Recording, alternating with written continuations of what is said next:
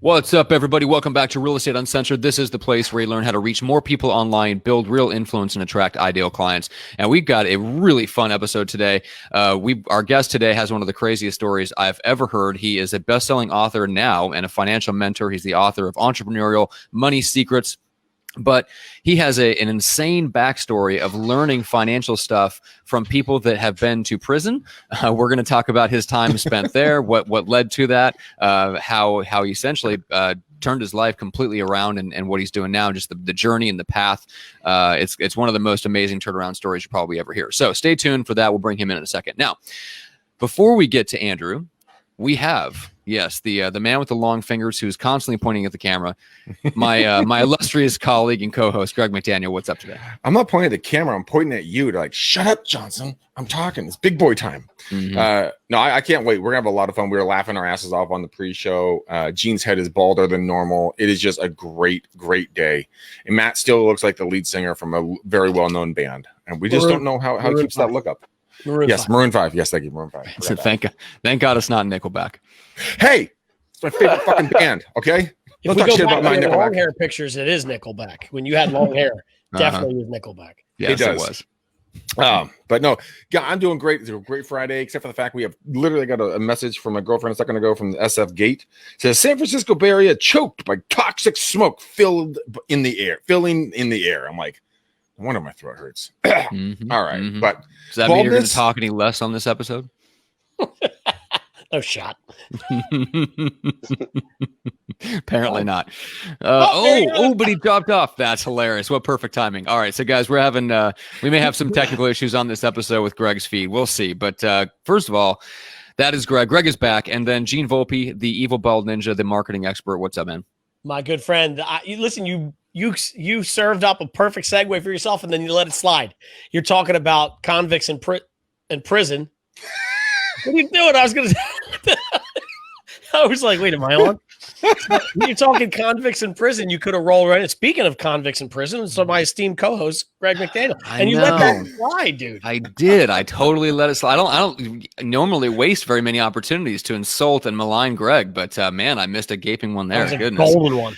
I mean, it's really not that Greg is an ex-convict. He just normally dresses and presents himself as one, and that's completely different. It's completely different. Okay. And you know what? I am okay with that, Matt. And y'all, we really appreciate if you just stop harping on my past. Okay, we've talked about this in private.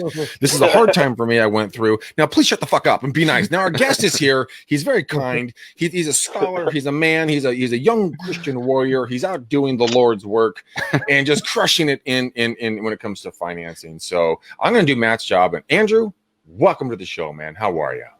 Hey, thanks, guys. It's a pleasure to be here. Happy Friday. And to you, my friend, we're going to have an absolute blast today. We cannot wait to sit at your feet and just take copious notes. I have my notepad out. See, I've already taken a little bit of notes from our pre-show conversation. So please, sir, drop hammer. Well, let's start with this, Andrew. Give us an idea. Just when people ask you what you do, like, you're super unique. Like, I don't know anybody else that does what you do. So when you run across somebody, especially an entrepreneur or business owner, what the heck do you tell them that you do on a daily basis? In a nutshell, I teach business credit and funding for entrepreneurs, and specifically, startups, real estate investors, how to get access to capital, how to separate your personal and business credit. Gotcha. Love it. All right. So first of all, where are you based out of? Like, what part of the country are you in? Los Angeles, Southern California. Cool. But we're nationwide. I mean, we operate everywhere. Yeah. So you're out here on the West Coast with us. So it's not, we're accustomed on a lot of Fridays, and it ends up being an East Coast, West Coast battle. And whoever's on the East Coast with Gene ends up on one side, and then me and Greg on the other. But finally, we have a guest who's out here on the best coast with us. About damn time. All right. So we get to gang up on Gene today. We've got a lot of stuff to get into. So let's start with this. Give us an idea of just some of the things that, the mistakes that you see the average entrepreneur, kind of small business owner, make just by being completely unaware of all this stuff. And we'll talk about kind of where you learned it and how you got the insights that you got, because that's the interesting part of the story. But what are just some of the big mistakes we're probably all making right now? Well, to be honest, the money game, or the game of entrepreneurism, is something that the wealthy and high level people are taught, and they operate in that world. They're flowing and growing money. They're offsetting their tax liability. They're separating their personal and business to an extent that they're able to obtain large amounts of capital for whatever their endeavors are. The small to medium-sized entrepreneur is usually clueless until they're in the game about how to acquire capital and just how important it is to build your credit, both personal and business credit, in order to succeed in business. So, because we're all taught wrong. We're taught in reverse, is what I always say, is like, if you grew up in my era, it was my dad always saying, oh, don't get in debt, don't use your credit, protect it, debt is bad, all debt is equal, and all this kind of stuff. This is nonsense, though, because if you're an entrepreneur, leveraging capital is one of the biggest parts of the game. And being able to, we're operating in capitalism. So knowing your game board pieces, your LLCs, your corporate entities, your land trust, your living trust, these are all instruments or game board pieces that we need to learn how to use, and leveraging your credit is the first step to building out your capital. Gotcha. All right. So we know kind of we got a little sense of the way that you look at the world. Now, I love that because you look at it as like we're playing the wrong game. Like we're all on the same game board, but clearly we're not all playing the same game. And the people that are getting ahead are looking at the game board and looking at the game. They're playing a different game. They might be using some of the same pieces. A lot of times they're using pieces we're not even aware exist, or we're not really sure how to use them. And then they're essentially getting way ahead of everyone else by just looking at the game differently. So I want to get into that towards the second half of the conversation, but let's get into the crazy ride that is your life. And you start anywhere you want to, but just give me an overview of how in the world did you come to the point where you started to first get exposed to this way of looking at the world? Yeah, man.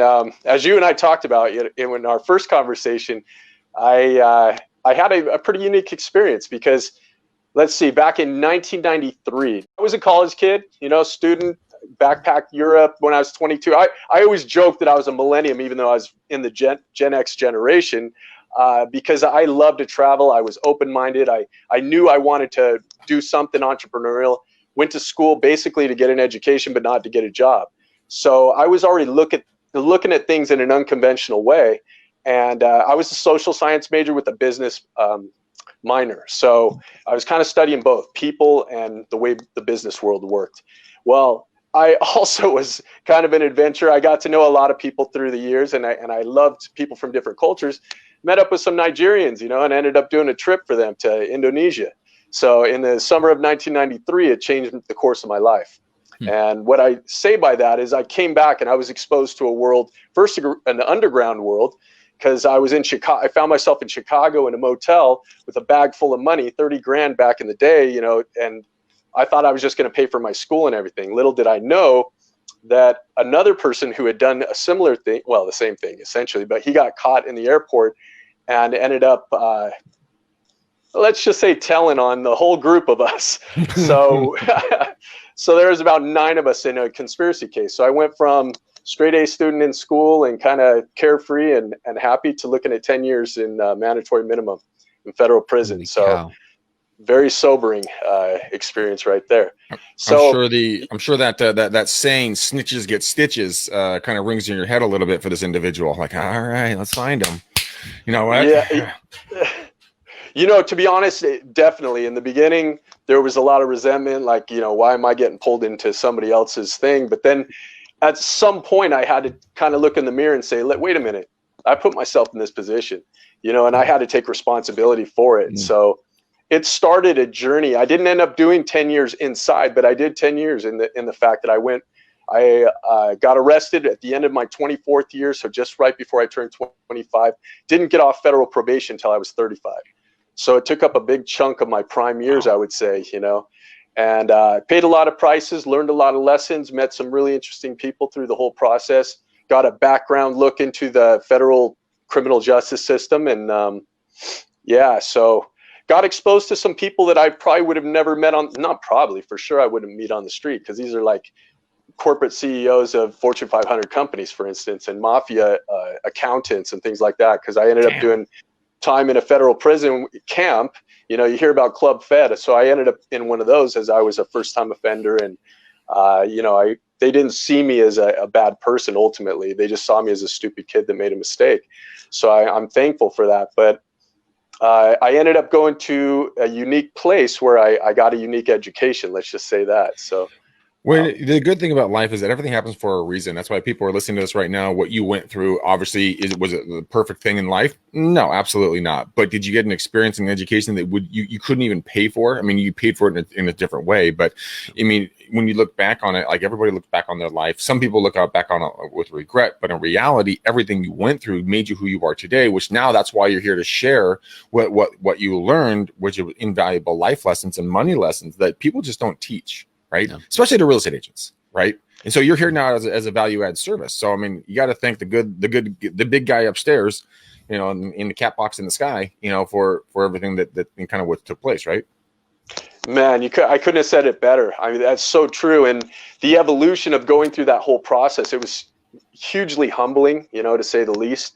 And, I got to really learn some important life lessons through all of it. And you're right. Ultimately, you know, it was funny because even the people that busted me, the customs agents, like he went through my whole life and he's like, what are you doing here? You know, I've been working in this for 20 years and you're one of those guys I don't even want to bust because I could tell you're not a bad guy, but here you are and you're in a really bad situation. He just advised me to use it as, you know, learn what I could and walk on from it and don't look back. And that's what I did. And, Nice.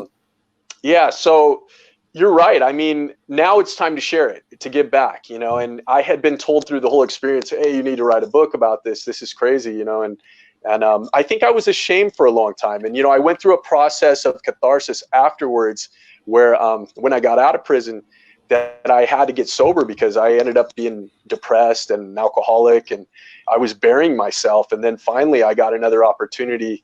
Actually, it's funny because we're doing this interview today.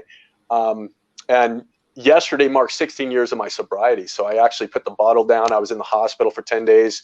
I got another chance at life. And that's when it made it my mission that I wanted to come out of it and give back, you know, and share some of the experiences, share some of these insights. Because like Matt had talked about when we first spoke, you know, nobody's really teaching it. Nobody's really teaching it in this way to the common entrepreneur, you know, and real estate professionals and things. And what I'm about to share, and if you read my book, you'll understand it's super powerful because you're learning how to leverage and look at operating in this world of capitalism in a whole different manner. And it can hugely accelerate your progress. You know, I promise you that, you know, so it's how the wealthy all play it already. So yeah, that's where I wanted to take things a little bit next is tell me a little bit about some of those first people that you met. What caught your eye about them and how did you kind of ingratiate yourself with them that they would kind of take you under their wing and start sharing some of the things that they know and do when they know this is not common knowledge?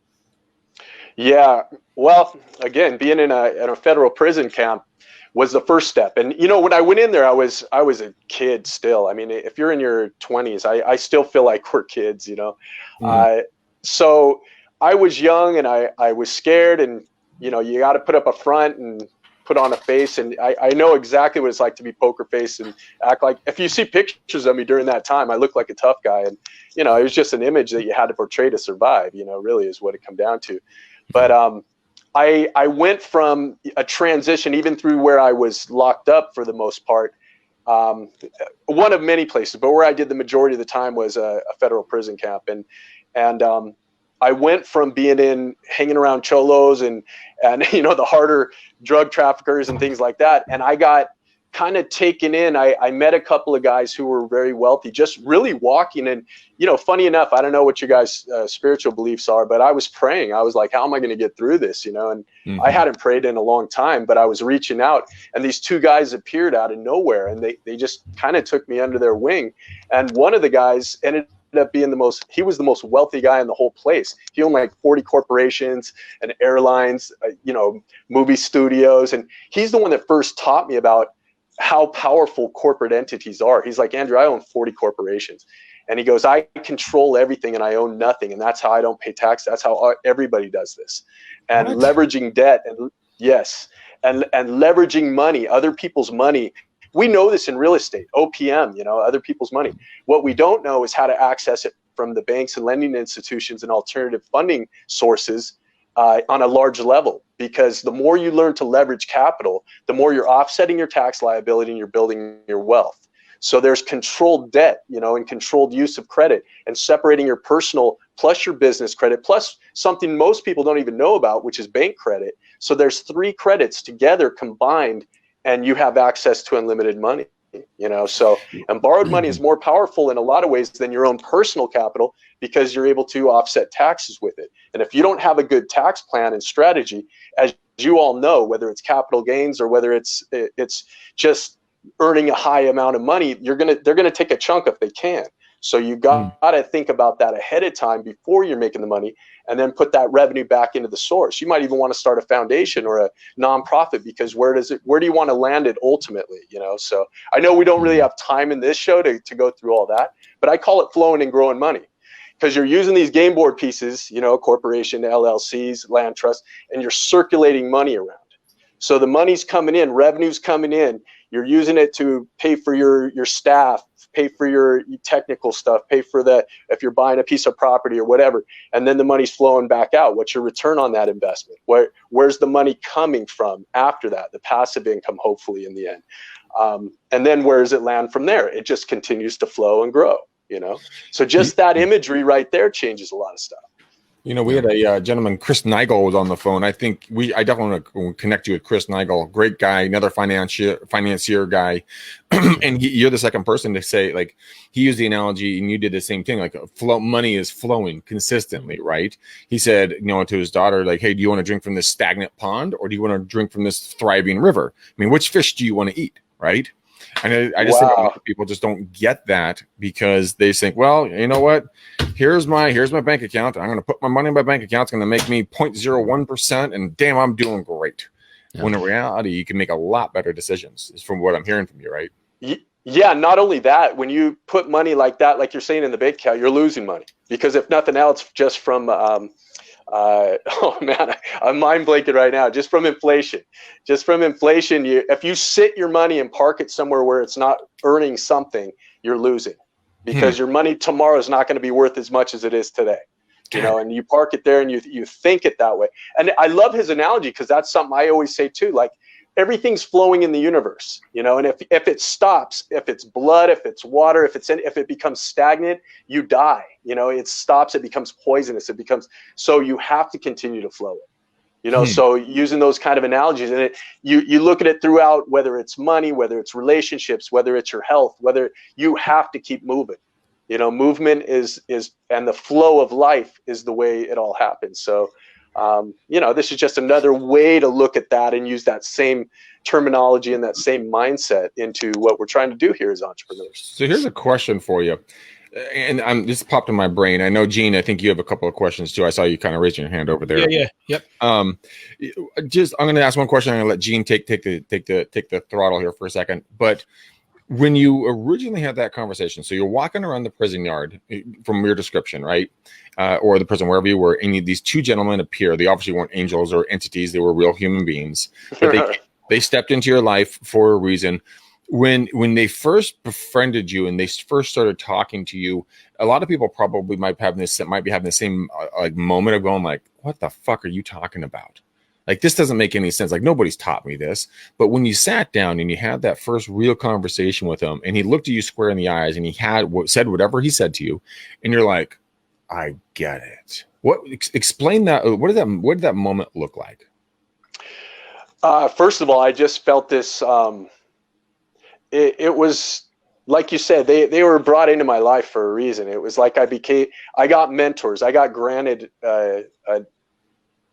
some mentors that I wouldn't have expected. And not to mention, I was already seeking that knowledge. So as I was a social science major, and I, backpacked in Europe, and I drove across the US at 19. And, so I had these conversations with people from all over the world.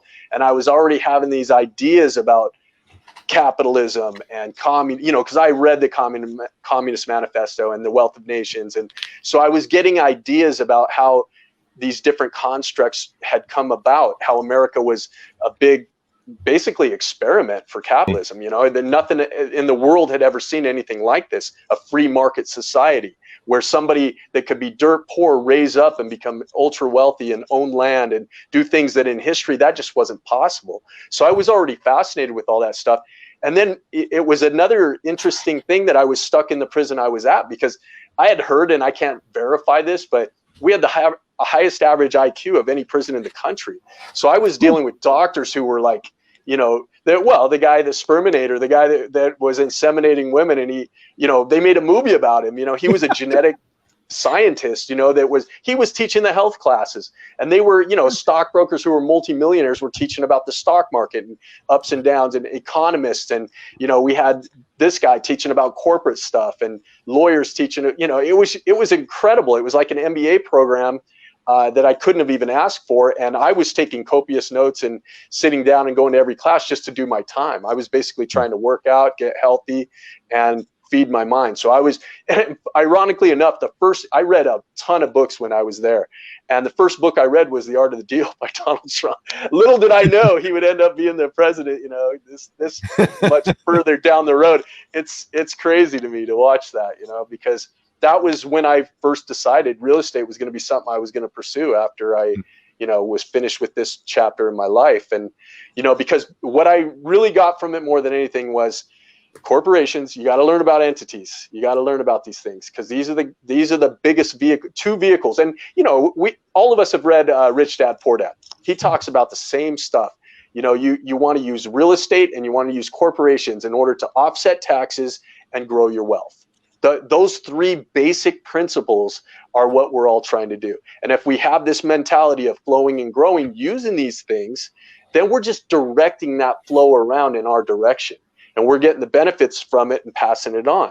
You know, it's like karma or any other idea that we have about these, you know, what comes around goes around type of philosophies is, you know, you're taking it, you're enjoying it, whatever it is, and passing it along, you know. So giving back knowledge is just my way of finally circulating back out. And by the way, you guys are the first podcast where I'm actually talking in depth about my experience, because I was afraid to, you know, I some people are very judgmental when they just hear that I went to prison. Oh my gosh, you horrible person. I'm like, I'm not that bad, I don't think, you know. But small-minded people, man, you can't fix stupid. So don't worry about dumb. You know, I tell Matt that all the time, and he's coming around. Gene, Sure. Well, I'm in the right place then. All right, let's get Gene in here. I know you've got some questions. Yeah. There's a couple things I would like. One of them is actually an observation, and I'm curious to hear your thoughts on this part of it. And then the second part of it is a saying, but my neighbor gave me this saying a little while back when this whole COVID thing started, and it really got me thinking, and I would love to hear your take on it. But the first thing is, like, you're talking about flowing, money going and flowing. And I heard somebody refer to this, you know, the PPP, the payroll protection program that's going on right now, where the government's giving out millions of dollars to businesses to pay their employees. And this guy said to me, it's the biggest legal money laundering scheme that's ever been done. Because, I mean, and you know, if you think about how that works, the government's giving money to a corp. The corp, basically, they're feeding the people to be able to keep money rolling into the economy, right? So that's the one thing, and I'd love to hear your thoughts on that.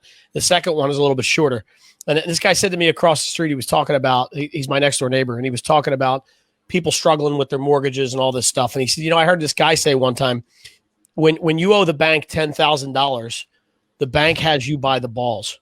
When you owe the bank $10 million, you have the bank by the balls. And I thought, wow. Like it took me a minute, right? But all right, so jump in there. No more of me. Go jump in there. No, I love that. And great example of the current circumstances. And it just goes to show you, at this point in time, if you're not having at least a side business, if you're not involved in something and you're just a W-2 employee, you're losing. Yeah. You're losing, and government is just initiating that. Like you just said, they're handing money to people for almost no reason. It seems that the world's gone crazy. Let's face it. We're going to stores and it's like, you know, we're wearing masks and stuff. It's like a sci-fi movie or something. Yeah. So it's a crazy time that we're in, and we've already entered into a recession, you know, at least an adjustment in the market. We all know that. There's more coming. But, you know, it's started. We knew it was coming for a few years. It always does. Every 10 to 12 years, there's always an adjustment in the cycle. But so, yeah, getting your business going, whatever it is going to be essential. And that's one of the things I teach. Even if you're a W-2 employee, get some kind of side gig. If for no other reasons, for more tax write-offs, you give yourself an instant raise. Work on your credit, your number one thing that you can leverage right away and get access to capital. and from there learning the basics of business. There's plenty of courses on teaching how to market, how to online stuff, social media marketing, all this kind of stuff. But who's teaching about the back end? When the money's coming in, how do you grow that money? And how do you actually protect that money? How do the wealthy do that? Because most of them aren't sharing this kind of stuff. And goes back to when you were saying my first epiphany with these mentors was they blew my mind. They were like, Andrew, you're going to learn stuff. And I got invited to their table. Basically those two friends of mine, Paul and Rod, they introduced me to all these other baller players. And I was the youngest guy at the table, and I was sitting eating dinner with these really wealthy guys regularly. And they took me under their wing. They really trusted me. They saw some potential in me, and they said I had a good heart and to use the knowledge wisely. And that's my way of giving back, is writing. Now, finally sitting down and writing some books and getting on shows like yours and sharing this information, because it really can be transformational, So when it comes to these wealthy individuals that you met while in prison, and I'm assuming you're still staying in contact with because they're your mentors now, right? Did any of them ever talk about operating and using a whole life insurance policy as in a bank account versus putting it into the bank and then borrowing from yourself and doing compound interest? Did they go over that with you at all? Not in depth. And to be honest, one of my great regrets is I did not keep in touch with them. This was back in 1997. We didn't have the internet. We weren't really, I got some of their information. And to be honest, I fell into a dark depression when I got out of prison, and I drank myself into oblivion for a few years. And so I lost touch with a lot of people. And I lost touch with my own self, to be honest. And I buried all this information, all this knowledge, and I was burying myself. And when I came out of that is when I, 6 months sober, when I spent 10 days in Hoag Hospital in Newport Beach and was fighting for my life back in 2004. That was September 9th is when I went in, and September 10th I count as my sober day, because that was the first day I didn't drink alcohol, and the 9th was the last day I've drinking alcohol since. But so yeah, I wish I would have kept in touch with some of them, and who knows, down the road we may end up meeting again. But they impacted me in a large way, and we didn't go so much into that at that time.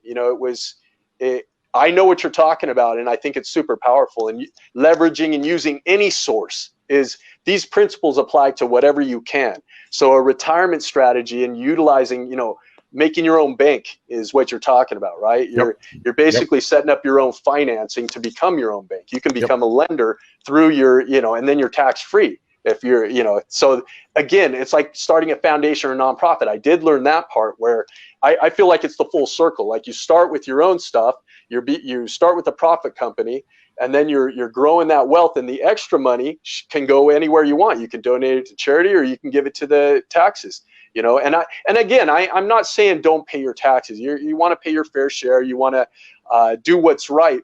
But all I'm saying is leverage what is in front of you. The tax system's set up for corporations and wealthy, for wealth. Like you pointed out, 10,000 in the bank and you owe the bank 10 million, and they're your best friend and your asset and your partner, because they expect you're going to use that money and make them money. So, again, that's learning. It's super powerful. Tony Robbins always joked around the fact that, like, when he was busted as fuck and he didn't have a damn 2 nickels to rub together, he was trying to get banks to give him money, people to give him loans. He couldn't get it. And as soon as he had tens of millions of dollars, the bank was his best buddy, and they would give him any loan he could ever imagine. He's like, I don't need your fucking money anymore, man. Like, why didn't you, where were you when I was busted? And they're like, well, do you want the loan or not? He's like, no, get out of here. Yeah, no, it's ironic. When you don't need it, then it's there for you. When you need it the most, it's not. But when people ask me that question and they're talking about, hey, I got a 490 credit score, and I got this and I got that, and I need money, and I'm like, well, don't just think in terms of the bank. First of all, you got to work on those scores, and where that all starts is integrity. You banks and lenders are looking for risk assessment.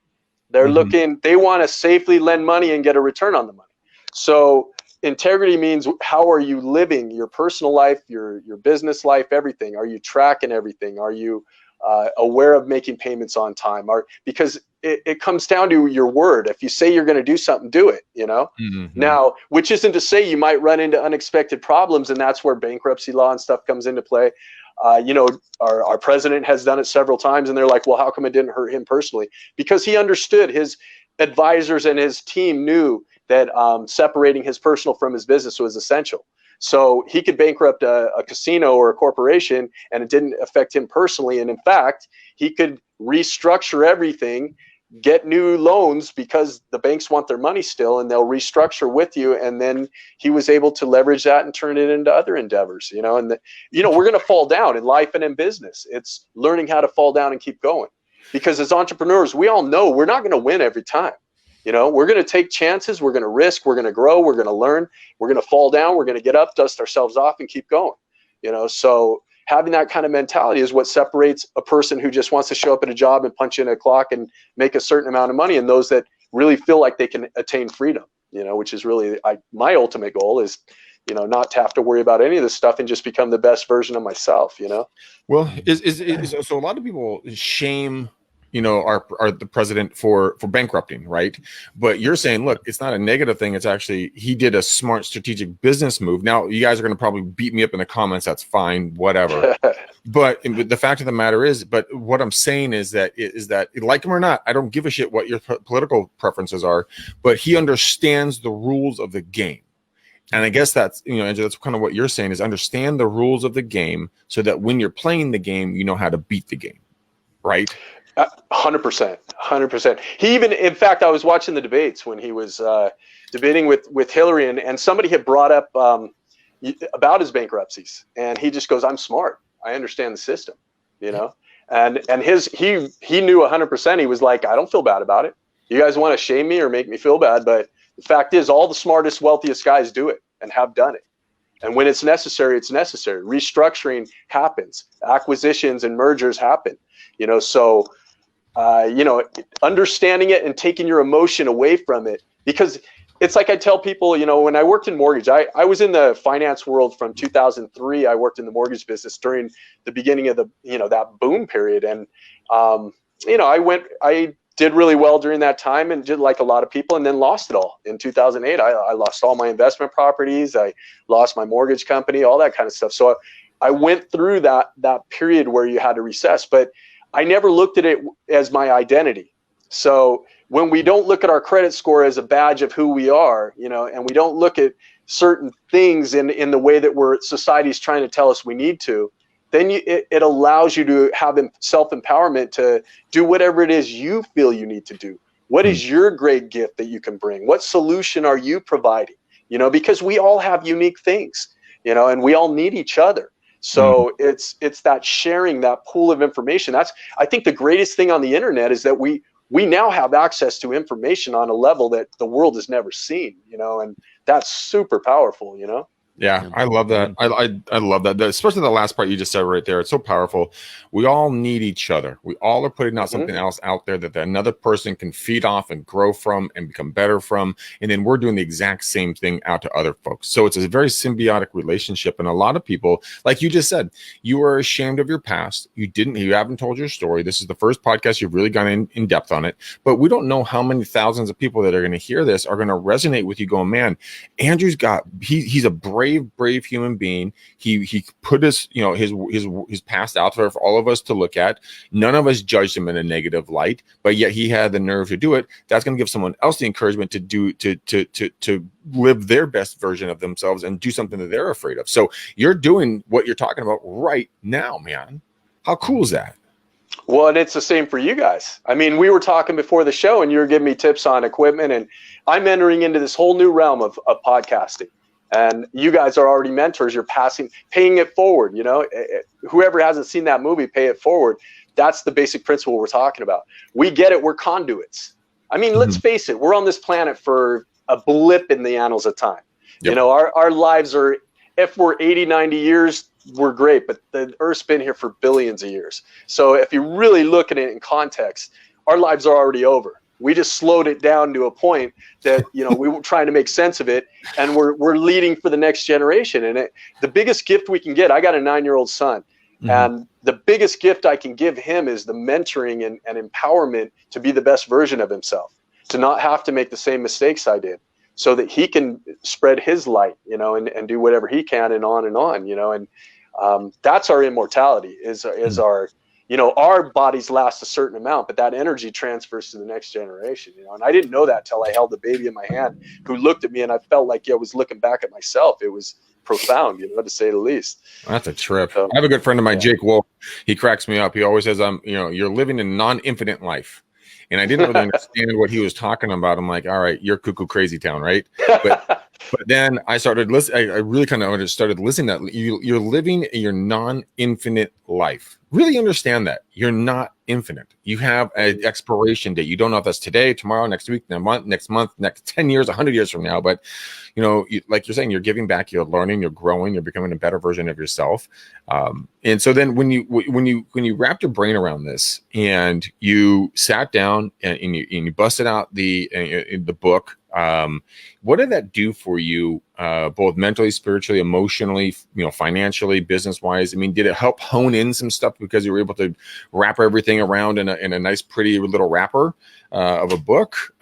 Did it get clarity in business? Did it kind of open up your mindset to how vulnerable you are and kind of how much you've been blessed by other people? I mean, walk people through their mindset, because Matt has written a great book as well, which I always bag on him for. But I mean, if you want to be micro famous, you can go learn how to get micro famous right here. But it's a great pamphlet, Matt. You did great. This coloring book was absolutely fantastic. I can't wait to hear the whole book. Thank you. Yes, the fill in the blank coloring book, the paint by numbers book I created. Thank you, Greg. I appreciate that. But yeah, I mean, Andrew, you didn't get like your first book. It's not about your story. Like, I think that's the one you're working on now. The Money Secrets are about really the information that you learn, that you're trying to help get out to people. So I know that there's probably I think you're about to go through that maybe cathartic experience of getting all the stuff that you've been through out of your head and onto paper, but that book hasn't come out yet. Right. You know, I look at it like a three book series, you know, and the first one was just kind of breaking the ice and like you say, sharing some of these things, learning the process of writing a book.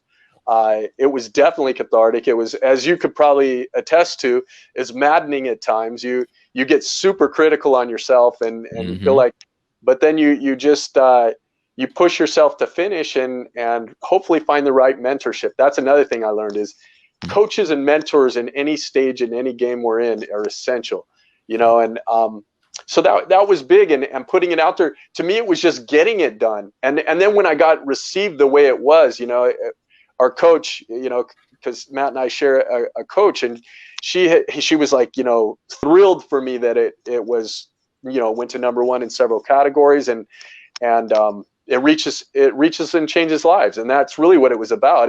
I always say I didn't do it to sell books. That's for sure. It was to get that information out there and start the conversation. And now it's starting to take on a life of its own, you know, getting, on these podcasts, going to be starting my own.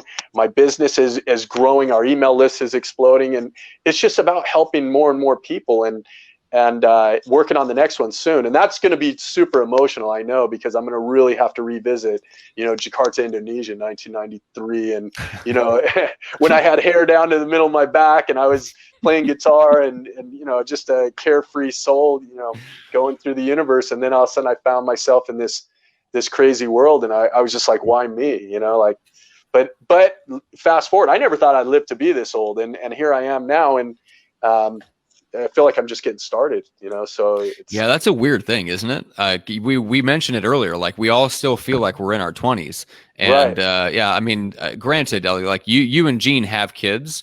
I think that changes a little bit, like, of your perception. But Greg and I don't have kids, so like I still feel like I really still feel like I'm in my 20s, because I don't even have that responsibility of a child or something like that. But yeah, I don't know when that stops. It'll be interesting, because I feel like at my age, my dad was married and had all 3 of his kids and had accomplished, by my estimation, quite a bit. And I can't imagine him feeling at that age the way I feel now, which is that I'm just now getting started and just figuring it out. But I think it's true, though. Like we're coming into I mean, Greg, you just turned 40. I'm about to turn 40, something like that. Like we're all in that same. I'm ahead of you a little bit on that. I turned 40. I turned 41 this year. I'm turning 42 in December, which I literally cannot get through my head that there's a 4 plus another number. Shut up.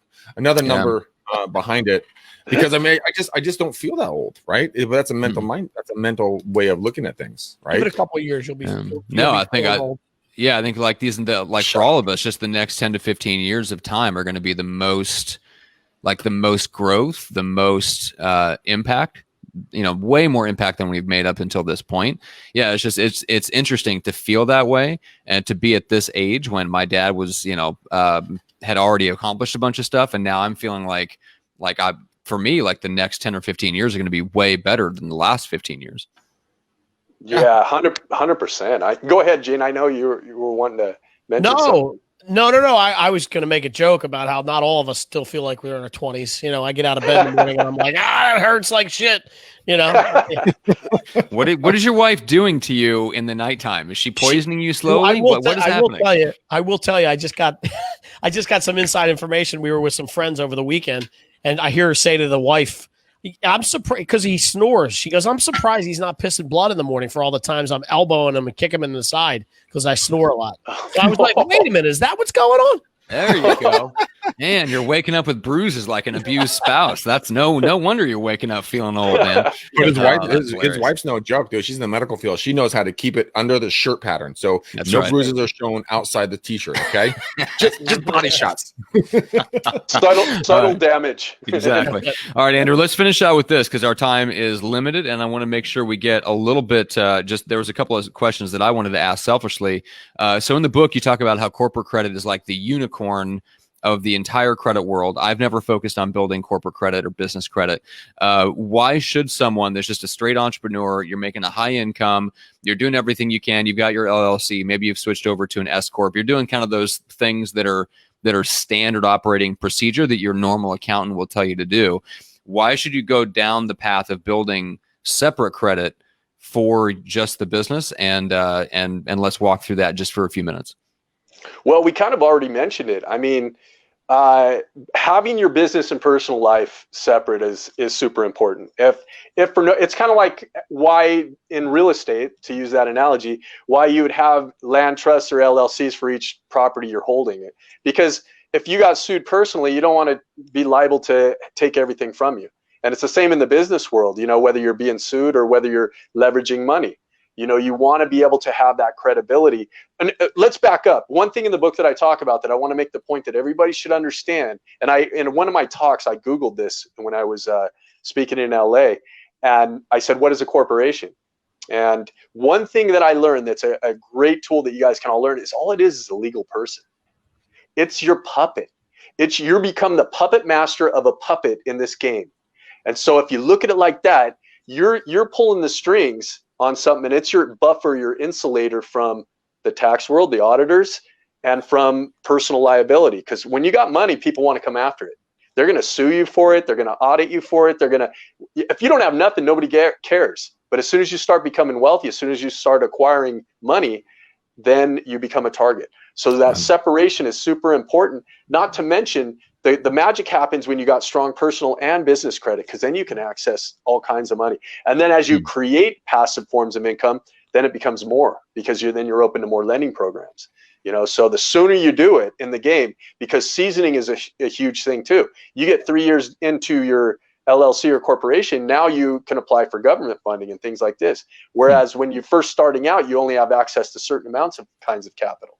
So yeah, it's getting it done and learning about it is really beneficial. And again, the internet's already starting to grow this whole thing. And the company that I'm partnered with for our coaching and our program to get you the corporate credit and capital, they're killing it in the game, because it's all about teaching and empowering and supporting. So because it is new, Andrew, do you remember the days of the Shelf Corp? Yeah, I do. And, right. For the people that don't know what that is, explain that a little bit, because I think it put your mind around how important seasoning is, right? Yeah, there was a time, especially when I was first getting in the game, and people were just starting corporations for that reason. They would start corporations just to season. and then they would sell a seasoned corporation, a shelf corporation. They'd put it on the shelf. They weren't even doing business with it, but they'd attach a bank account to it. In many cases, if they were smart, they would build business credit profile. And real quick, because we don't have a lot of time, you want to get what's called a Paydex score. It's your first FICO score for your business. And how you do that, you go to a company, it's Dun & Bradstreet is the one that, you know, how there's Experian, Equifax, and TransUnion. Well, there's business Equifax or TransUnion, Equifax, Experian, and Dun & Bradstreet are the three. And Dun & Bradstreet's where you set your base for it all. So you want to get an 80 Paydex score as soon as you can, and it opens up and unlocks the credit separate where you're not giving your personal credit and you're still accessing credit and financing. Really? It's attached to the business then, huh? Yeah, exactly. That's so fascinating. It is. And it's shocking to me at this point that more people don't know. And I talk to guys that are making millions of dollars and they've never heard of this. And I'm like, are you kidding me? And they're like, man, Andrew, had I talked to you 10 years ago, I could have protected this and I wouldn't have, I got audited and I lost all this money for that. And I was like, yeah, it's super important. So the sooner we learn it, the better. So empowerment, you know, down at the end where you can download my book for 99 cents. You know, I'm basically giving it away. There's a free pamphlet on our website to where you guys can download a free guide and get on our email list where we're sending out emails every week, you know, just educating, just teaching you about the different, because you can finance equipment, you can finance your cars, you can finance you know, your computers, your anything we're talking about. You can, you know, there's corporate credit for Staples, Office Depot, Home Depot, Lowe's, all this. And you don't need a personal guarantee if you do this correctly. Your gas cards, all this kind of stuff. Walmart, Target, Amazon, they all have corporate credit programs. But you got to know how to unlock it, you know? Yeah. That's crazy. This is what infuriates the living snozzola out of me, is that there's all these programs out there, but yet nobody teaches the layman human being, because if it is taught to us, then we're not sheeple, and they can't profit off of every single thing we do in life. We're just told, go get a bank account, do this, do that, you know, show up to that, do that. When in reality, you're like, no, back the bus up half a second. There's a better way of doing this. Let me show you what the ultra wealthy are doing. Well, why do we want to do that? Because they're ultra wealthy. That's why. Yeah. Right. Well, that's one of the side effects of, shall we say, half the country believing that it is borderline immoral to even attempt to limit the amount that you pay in taxes creatively, shall we say, because then you're not paying your fair share, right? And they don't aspire to be extremely wealthy. And those are the people that are teaching our children. Not my children, of course, because fortunately I'm not having any. But anyway, other people's children. Matt, what are you talking about? You got kids. Look at those chunksters. Well, I find this is, Matt, what you just said is crazy, and I know Andrew's going to like laugh when I say this, but don't you find it funny that and I think, Greg, part of the reason why the answer to your question is why don't people know? A lot of people have heard these things, and in my experience, like let's just say, for example, a self-directed IRA, right? Like that's a legal way to use your IRA to invest and make money back on it, right? And we used to teach mechanisms to do that, and people would go, "You can't do that. That's illegal." Mm-hmm. And I would say, "Oh, here's actually the step-by-step process on the IRS's webpage, which tells me that this is not illegal. It's actually something that you should be doing according to them because they put the time into it." But I always find it funny. I wonder what percentage of things do you tell people and they look at you like, no wonder why you were in prison, because you're doing this shit. You know what I mean? Like, seriously, but I'm being serious. No, he brings up a really good and powerful point. And to illustrate this, I was telling a good friend of mine in the mortgage business, and she's been doing mortgages for 20 plus years, getting people into $500,000, $1 million, $3 million loans. And when I told her what I was doing, that I was launching this book and I was teaching people how to separate their personal business, and she goes, "Oh, so you're teaching people how to commit fraud, so they can bankrupt a company and they can walk away from their debts." And then and I said, "Wait a minute, holy cow! You're talking people that are going to do that. Whether there's criminals in anything." Just right. Because you empower them with knowledge doesn't mean that they're automatically going to do bad. For you to think that way and be in the lending world is crazy, because you get people into $1 million loans. What if they default? What if they, it's the same thing. Like what if they sell or flip a property, take the money and go to another country? You know what I mean? Like you can't think along those lines. You got to think in terms of, these are the rules of the game. We didn't make the rules up. Yep. And the rules constantly change. All we're doing is learning how to utilize them in the most strategic and beneficial way to succeed. If we're going to compete in sports, we want every advantage, every knowledge, that we can in order to succeed. And it's the same in the business world. So having these tools and having this approach and this different mindset, and that's why I talk about flowing and growing, because let's take ourselves apart. We're the puppet master and we're learning to flow money. We're doing it through these things, these entities. These entities you can make up, these avatars, if you will, in the virtual world. Let's just say they're avatars, because they are legal people that can be sued, that can grow credit, that can have access to capital, that can have insurance, they can, all these things. And you get to be the one deciding what it is. You're the board of directors. You're the one sitting in the room and directing everything. And what Matt teaches is huge. And I'm learning from him about how to delegate and how to utilize a virtual assistant in order to increase what I'm doing. It's the same thing. There's a new skill set we're learning, how to leverage everything that is in our lives so that we can bring our greatest potential to whatever it is. Like, I'm good at certain things and I'm horrible about other things. Articulating this and teaching this and helping people to, I always say, educate, motivate, facilitate. We're educating people because they usually don't know about it. We're motivating them because it scares the shit out of them. A lot of times they're like, oh, I don't know if I can do that, And then we're facilitating when they get ready. When they're ready, we're here for you, And we got programs that hold your hand and walk you through the process. Matt, I don't care what you say. We're going to keep Andrew. We're not letting him go back into the wild. He's going to stay with us. Oh yeah, he's going to teach us. Because I was dead set against it. How dare you? Yeah, but Greg, I'm so thankful that you overruled me on this one. I appreciate that. Oh my God. Can I share one more thing? I know you got to cut it off. Yeah.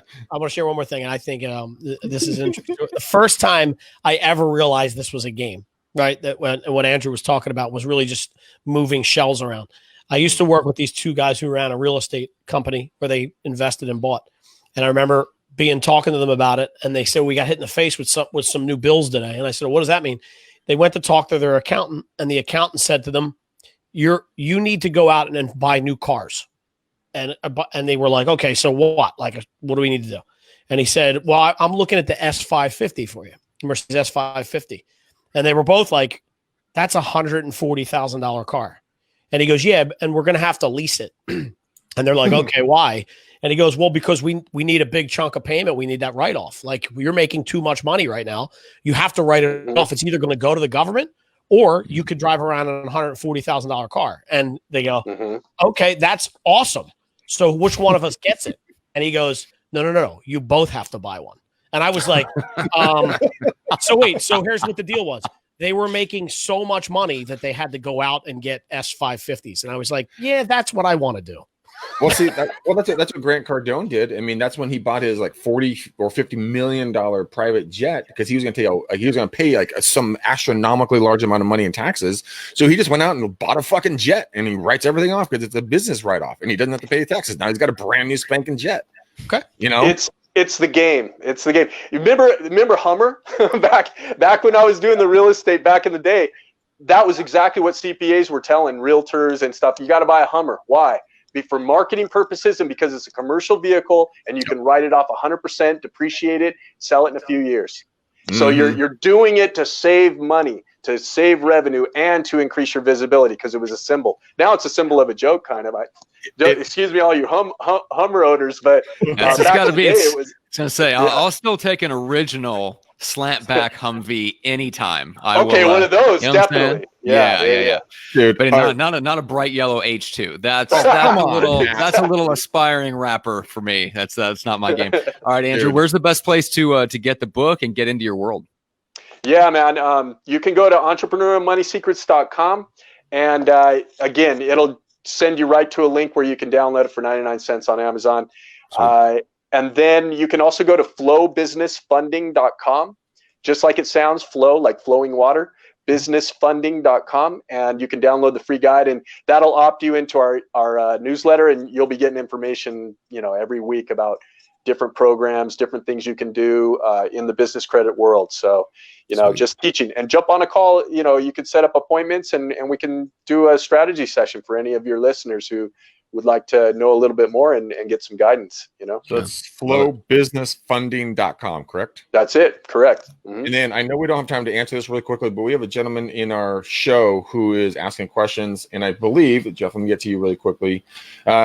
Jeffrey, I would reach out to Andrew, friend of him on Facebook, somehow, but he wants to talk about what stage of career / dollar threshold do you recommend incorporating? So I'll let you guys have that private message and conversation. If you guys have any other questions like that, please reach out to Andrew and get those questions answered, because he is my new BFF. I love where his mind is on this one. Matt, you're fired from the co-hosting. Just want to let you know that the letter's in the mail. Well, hold on, Slim. Hey, I got fired. I'm free.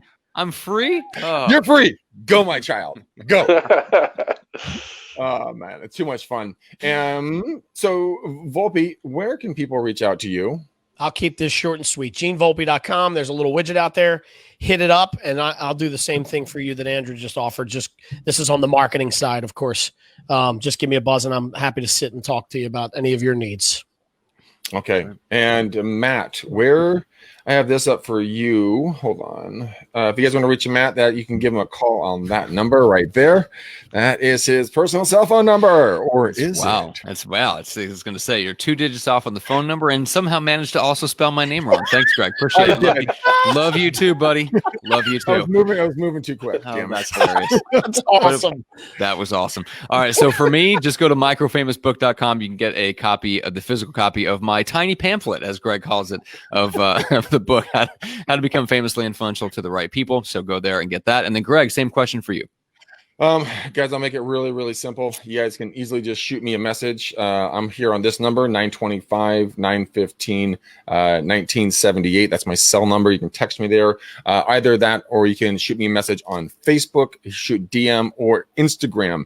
Facebook, you're watching me right now, Greg McDaniel. Instagram is Greg McDaniel. The 3 letters REU for Real Estate Uncensored on Instagram. Follow me on all of those. Send me DMs, and we can go from there. So, Andrew, I know we didn't even get to scratch the surface with you. Would love it if you would be willing to come back and hang with us again with our motley crew over here and kind of drop some more knowledge bombs, because I think you resonate really well, especially with me. I like your honesty, your authentic, how authentic you are, your transparency, and the willingness to share. So, dude, I just dig you, brother, and I'm just really thankful that you're here. No, you guys are awesome. It was an honor to be here, and you guys are brothers. I can already tell. I knew, Matt and I clicked right away, so I'm not surprised that he's surrounded by a great crew. Yeah, so I appreciate that. Appreciate you guys. Cool. We do our best. He pays us every month, so it's okay. It's a small stipend. It's a friendship fee. Okay, pay you guys to tolerate me. All right, so let's throw a nice navy blue bow right around this to tie this episode up, package it up. Let's do it. Okay. Greg, there it is, guys. Go get the Entrepreneurial Money Secrets. It's right there. It is a phenomenal book, 99 cents. Follow Andrew on all of his social media, guys. Andrew, again, thank you. Gene, you're a legend. Matt, you are a man amongst men. I love every one of you guys. Guys and gals who are listening to this, please give us a 5-star review on any place that you are listening to our podcast. It really helps the search engines serve us up to other folks. Mention Andrew in this if you liked his content, and make sure you reach out to him. But you guys have a beautiful, blessed, powerful, incredible weekend. And until next time, peace out. See you guys.